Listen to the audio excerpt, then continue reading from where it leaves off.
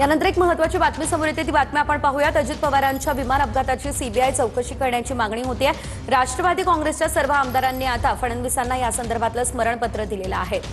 अपघातासंदर्भात चौकशी व्हायला हवी, सखोल तपास करा अशी मागणी मुख्यमंत्र्यांकडे करण्यात आलेली आहे। त्या दरम्यानचे हे काही फोटो देखील समोर आलेले आहेत। आपण पाहूयात, राज्य सरकारने पाठवलेले प्रस्ताव केंद्र सरकार लगेच मान्य करतं असं वाटत होतं। राज्य सरकारने पाठवलेले प्रस्ताव, पण अजितदादांच्या अपघाताच्या सीबीआय चौकशीची राज्य सरकारने मागणी करूनही केंद्र सरकार दखल घेत नाहीये, हे कुठेतरी मनाला पटणारं नाही असं रोहित पवार म्हणतायत। सुशांत सिंह आत्महत्येच्या प्रकरणात बिहार सरकारने विनंती केल्यावर केंद्राने सीबीआय चौकशी सुरू केली होती।